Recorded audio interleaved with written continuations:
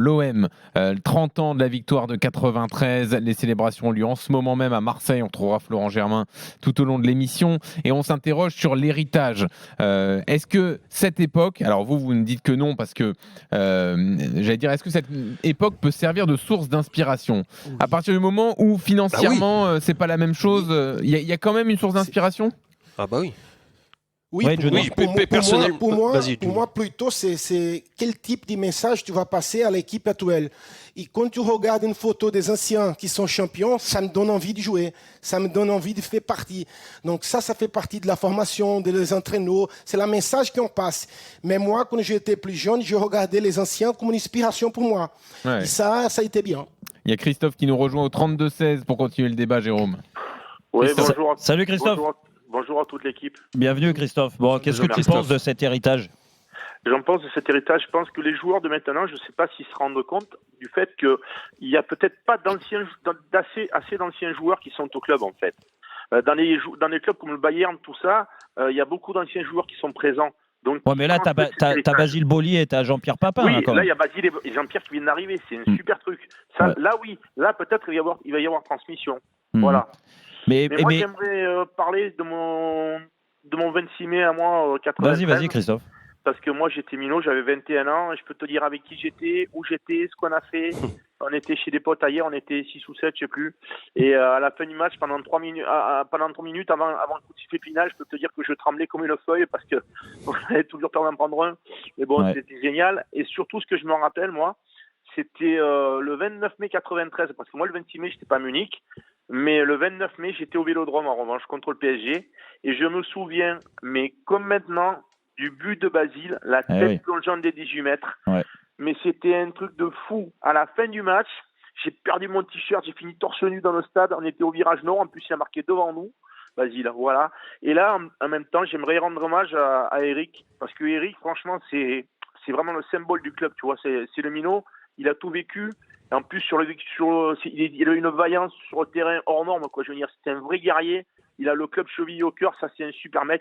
Et en plus, très très gentil garçon, parce que j'ai eu la chance de le croiser à Toulon l'autre fois, quand il y avait l'émission de Vincent. D'ailleurs, ils sont tous très sympas, je tiens à leur rendre hommage, très abordable. Et Eric m'a signé un maillot des fautes que j'avais. À part Pierrot Dorian, c'est pas un bon mec, mais sinon le reste, ça Eric, il m'a signé un maillot Panasonic de 90, tu vois. Oui. Ouais. Donc moi je l'ai encore avec les manches longues, tu vois, donc il me l'a signé.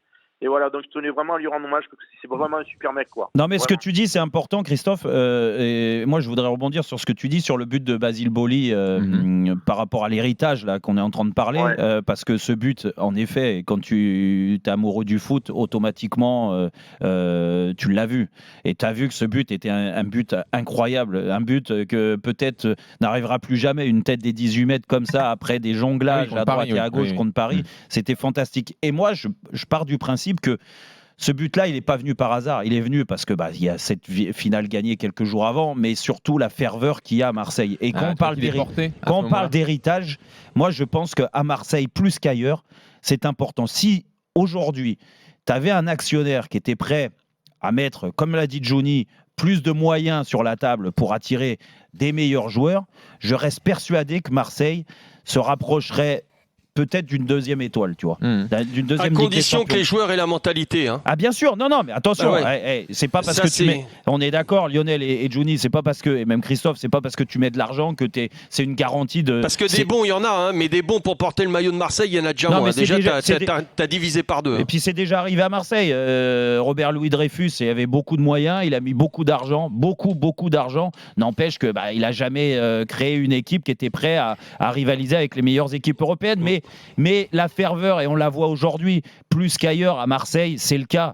Moi, je suis parisien et ça me fait mal peut-être de dire ça par moment sur les Marseillais, mais la réalité, elle est là. Elle explose au grand jour aujourd'hui avec ce qui se passe. Ouais. Tu vois, mais Jérôme, tu as raison sur un truc, mais moi, je voudrais rajouter autre chose.